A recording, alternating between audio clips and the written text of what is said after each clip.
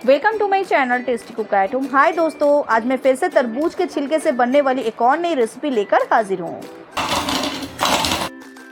सुनो ना दोस्तों आपने इसकी आवाज़। आज मैं फिर से तरबूज के छिलके को बिना वेस्ट किए दूसरा कैंडी का रेसिपी बनाऊंगी।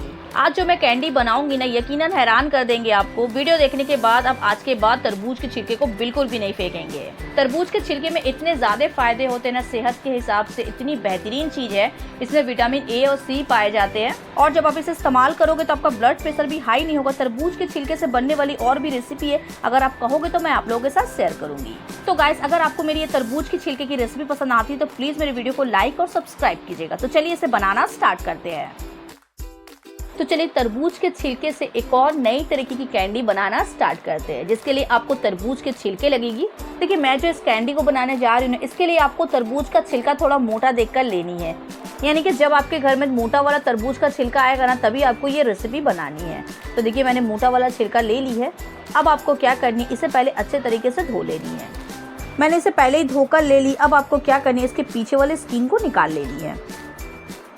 देखिए, इसका छिलका थोड़ा हार्ड होती है, तो आप इधर संभल कर इसे निकालें। तो इस तरह से अच्छे तरीके से आपको पूरा ग्रीन वाले स्किन को हटा लेनी है इसमें से। और एक बार मैं फिर से चला दूंगी ताकि ये अच्छे से ग्रीन वाला हट जाए। तो देखिए, सेम इसी तरह से आपको बाकी के भी छील लेनी है। तो मैंने इसे छील ली। मैं फिर से एक बार इसे वॉश करूंगी। तो पहले मैं इन तीनों को भी छील लेती हूँ, फिर मैं आपको दिखाती हूँ। तो देखिए, पूरे ये ऊपर की ग्रीन वाले हिस्से को मैंने निकाल ली है। अब आपको क्या करनी है, इन सभी को अच्छे तरीके से धो लेनी है। फिर से मैं इसे एक बार धो लूँगी। तो ये देखिए, मैंने वाटरमेलन के छिलके को अच्छे तरीके से धो ली है। अब मैं इसे कट करूँगी। तो इसे कट करने के लिए मैं इधर कार्डबोर्ड का इस्तेमाल कर रही हूँ। तो इसी के ऊपर मैं एक छिलका रखूँगी और फिर देखिए, इस तरह से लंबाई में आपको इसे कट करते जानी है। देखिए, मैं इधर बहुत ज़्यादा इसकी मोटे पीस नहीं कर रही हूँ। आप चाहे तो इसे मोटे पीस में भी काट सकते हो। अगर आप वाटरमेलन के छिलके को थोड़े मोटे पीस में काटोगे ना, तो ये जल्दी कुक नहीं होगी, थोड़ी टाइम लगेगी कुक होने में। पर मैं इसे थोड़े पतले पीस में काट रही हूँ ताकि ये जल्दी कुक हो जाए। तो इसी तरह से हमें बाकी भी काट लेनी है, फिर मैं आपको दिखाती हूँ। तो देखिए, मैंने पूरा तरबूज का छिलका को काट ली है। अब आपको क्या करनी है, इसे एक प्लेट में निकाल लेनी है। तो मैं इसे एक प्लेट में निकाल लेती हूँ। आप इधर कोई प्लेट या फिर डायरेक्ट कोई कटोरी में भी इसे निकाल सकते हो। तो मैंने इधर प्लेट में इसे निकाली है। अब आपको क्या करनी है, इस प्लेट को साइड में रख देनी है। और दूसरी तरफ मैंने एक बड़े साइज़ का बोल ले ली है। देखिए, आपको इधर बोल का साइज़ थोड़ा बड़ा रखनी। आप इसकी जगह कोई बड़ा बर्तन का भी इस्तेमाल कर सकती हो। तो इसमें से हाफ छिलका मैंने ले ली है। तो देखिए, अब ये छिलका में जाएगी मिश्री। मैंने इधर 750 ग्राम मिश्री का इस्तेमाल की। आप चाहे तो इसकी जगह शुगर का भी इस्तेमाल कर सकती हो। तो हाफ मिश्री मैं इधर डाल दूंगी और फिर देखिए, आपको इस तरह से उछालते हुए इसे मिक्स कर देनी है। तो हाफ छिलका से मैंने डाली है पहले। अब मैं डालूंगी हाफ छिलका। जो बचा हुआ छिलका है ना, वो मैं डाल दूंगी। तो छिलका डालने के बाद जो मैंने मिश्री बताई है ना, पूरा मिश्री मैं इधर डाल दूंगी। देखिए, मेरा ये बोल थोड़ा छोटा पड़ गया है, पर आप कोशिश करें इधर बड़ा बोल का इस्तेमाल करने की। तो मैंने इधर 750 ग्राम मिश्री का इस्तेमाल की। अगर आप तरबूज का छिलका का वेट करोगे तो इसका छिलका का वेट है 1.25 किलो, यानी कि 1250 से 1300 ग्राम इसका वेट था। अब आपको क्या करनी है, इसके ऊपर ढक्कन लगाकर छोड़ देनी है। तो मैं इसे ढक कर कम से कम आधे से पौन घंटे के लिए छोड़ दूंगी। आधे से पौन घंटे के बाद मैं आपसे मिलती हूँ। तो पौन घंटे के बाद देखिए, मिश्री हमारा पानी छोड़ना स्टार्ट कर दी है। तो मैं आपको करीब से भी दिखा रही हूँ। तो ये देखिए, कितना सारा इसने पानी छोड़ा है। तो इतनी देर हमें इसे रखनी है। अब मैं आपको इसे पकाने की प्रोसेस में लेकर चलती हूँ। और हाँ, अगर आप मिश्री की जगह शुगर का इस्तेमाल करोगे ना, तो शुगर आपकी इतनी देर में काफ़ी सारा पानी छोड़ देगी। तो शुगर को आपको कम से कम आधे घंटे रखनी है, उससे ज़्यादा नहीं रखनी है। ओके। तो मैं इसे पकाने के लिए कढ़ाई का इस्तेमाल कर रही हूँ, पर आप चाहे तो इसकी जगह पैन का भी इस्तेमाल कर सकते हो। तो पूरा मैं तरबूज का छिलका इसमें डाल दूँगी। पूरा मिश्री भी आपको इस तरह से क्लीन करके डालनी है। तो देखिए, मैंने इधर फ्लेम हाई कर दी। हाई फ्लेम पे रखकर आपको मिश्री घुलने तक वेट करनी है। और हाँ, आपको इधर तुरंत नहीं चलानी है, थोड़ी थोड़ी देर के बाद आपको इसे चलानी है।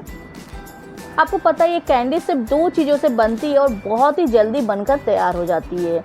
यानी कि जब आपका मन चाहेगा ना, आप इसे बना सकते हो। सिंपल सी रेसिपी है और इसे बनाने में सिर्फ 2 चीज़ें लगती है और वो भी घर पे आपके मौजूद होती है। तो देखिए, इसमें उबाल आ गई है और इधर हमारा मिश्री भी घुल चुकी है अच्छे तरीके से। तो देखिए, आपको इसे हिलानी नहीं है, थोड़ी थोड़ी देर में हिलानी है इस तरह से। उलट पलट करते हुए और फिर आपको इसी तरह से इसे छोड़ देनी है पकने के लिए। तो देखिए आहिस्ता आहिस्ता सा कलर चेंज होने लगा है। जब ऐसा कलर का पूरा हो जाएगा ना, फिर मैं आपको दिखाती हूँ। इधर मैं फ्लेम कर दूंगी मीडियम। तो देखिए लगभग मैंने इसे 10 मिनट तक पकाई है। आप देख सकती हो एकदम चाशनी हमारा गाढ़ा हो गया है और उसका कलर भी पूरा चेंज हो गया है। तो अब आपको क्या करनी है, इधर फ्लेम ऑफ कर देनी है। तो इधर आप ध्यान से देखिए, इतनी ही देर आपको भी पकानी है, इससे ज़्यादा मत पका देना। तो इधर मैंने फ्लेम ऑफ कर दी है। तो फ्लेम ऑफ करने के बाद मैं फ़ौरन ही इसे क्या करूँगी, इसे एक प्लेट में निकाल लूँगी। तो मैंने प्लेट के ऊपर टिश्यू पेपर रख दी है, इसमें मैं सारा छिलका वाला कैंडी निकाल लूँगी। और देखिए आपको इसे अलग अलग रखनी है, एक दूसरे से आप सटाकर मत रखना। इस तरह से देखिए अलग अलग इसके पीसेस को रखनी है। तो देखिए पूरा आपको इस कैंडी को इस तरह से प्लेट में निकाल लेनी है और उसके नीचे आपको टिश्यू पेपर रखनी है। टिश्यू पेपर आपको कंपलसरी रखनी है, ओके। तो अब आपको क्या करनी है, इसके ऊपर 2 टिश्यू पेपर इस तरह से फैलाते हुए रख देनी है। एक और रख देती हूँ। तो देखिए मैंने इधर फैन ऑन करके रखी है, इसलिए मेरी ये टिश्यू पेपर उड़ रहा है। तो इस तरह से आपको इसे प्रेस करते हुए इसे ड्राई कर लेनी है। तो अच्छे तरीके से आपको इसे ड्राई कर लेनी है। फिर इस तरह से आपको टिश्यू पेपर इसके ऊपर से उठा लेनी है। तो देखिए मैंने इसे ड्राई कर ली है। अगर आपको फिर भी लगे ये अच्छे तरीके से ड्राई नहीं हुई है तो फिर से आप एक फ्रेश टिश्यू पेपर रख के इसे ड्राई कर ले। तो अब मैं क्या करूँगी, इसे मैं माइक्रोवेव में रोस्ट करूँगी। तो मैं इसे माइक्रोवेव में रोस्ट कर लेती हूँ कम से कम 6 से 7 मिनट के लिए। पर आप इस कैंडी को माइक्रोवेव के जगह पंखे के हवा के नीचे या फिर धूप में भी ड्राई कर सकते हो। मैं फटाफट से आपको दिखा रही हूँ, तो इसलिए मैं 5 से 6 मिनट या फिर 6 से 7 मिनट के लिए रोस्ट कर लूँगी इसे। तो मेरे पास माइक्रोवेव है तो मैं फटाफट से इसे रोस्ट कर ले रही हूँ। पर अगर आपके पास नहीं है तो आप इसे पंखे के हवा के नीचे या फिर धूप में भी ड्राई कर सकती हो, ओके। तो ये हमारा कैंडी ड्राई हो गई है। अब मैं आपको इसे निकाल कर दिखाती हूँ। तो देखिए तुरंत हमारी ये कैंडी ड्राई हो गई। अब आपको क्या करनी, इसमें से एक एक करके कैंडी लेनी है और इसे शुगर में कोट करनी है। गरम में ही आपको इस स्टेप को करनी है। अगर ये बहुत ज़्यादा ड्राई हो जाएगा ना, फिर इसमें कोट नहीं होगा शुगर, क्योंकि ये ड्राई होने के बाद हार्ड हो जाएगा थोड़ा। तो गरम में ही आपको इस स्टेप को करनी है। इस स्टेप को आपको फ़ौरन ही करनी है, नहीं तो ये जैसे ही ठंडा होगा ना वैसे ये हार्ड हो जाएगा, फिर आपका शुगर इसमें चिपकेगा नहीं, यानी कि शुगर कोट नहीं होगा। तो अच्छे तरीके से मैं सारे कैंडियों में शुगर कोट कर लेती हूँ। आप इसके पीसेस देख सकते हो कितनी बेहतरीन लग रही है और इस कैंडी का कलर भी काफ़ी अच्छी आई है। मैंने इसमें कोई कलर का इस्तेमाल नहीं किया, आप देख सकते हो। तो इसी तरह से मैं बाकी भी कर लेती हूँ, फिर मैं आपको दिखाती हूँ। तो फाइनली हमारा ये कैंडी तैयार है। सुना ना दोस्तों आपने इसकी आवाज़। तो अब बताइए आप, कौन कहेगा कि फेंकने वाली चीज़ से इतनी बेहतरीन कैंडी बनकर तैयार हो गई है। यानी कि जो हम लोग फेंकने वाले थे उसी से ये कैंडी बनकर तैयार हुई है। और आपको पता है जो भी इस कैंडी को खाएगा ना, उसे यकीन ही नहीं होगा कि आपने इसे तरबूज के छिलके से बनाई है। सिर्फ देखने से लग रहा है कि मैंने इसे तरबूज के छिलके से बनाई है, पर खाने में इसका स्वाद बिल्कुल अलग लगेगा। तो मैं आपको खाकर भी बता रही हूँ,